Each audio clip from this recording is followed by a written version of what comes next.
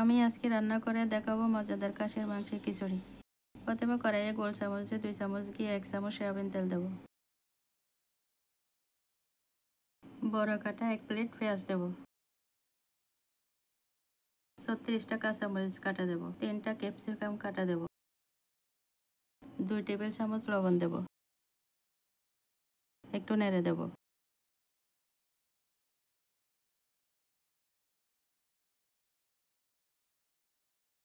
গোল চামচে 2 চামচ পেঁয়াজ বাটা দেব।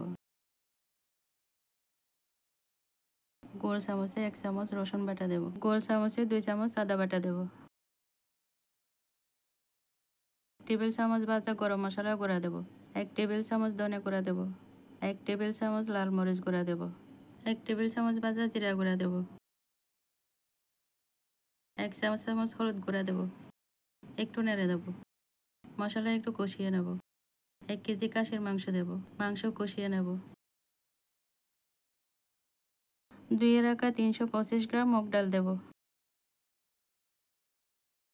700 গ্রাম পোলাও চাল দেব। ভালো করে নেড়ে দেব। ভাত একটু কষিয়ে নেব।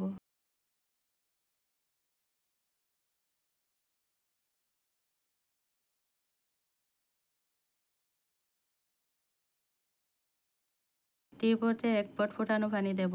বেশি আর অল্প আছে 90 মিনিট রান্না করব।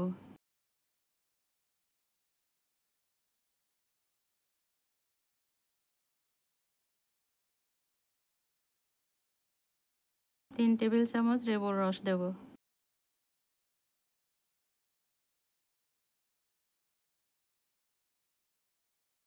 এবার পরিবেশন করব মজাদার খাসির মাংসের খিচুড়ি।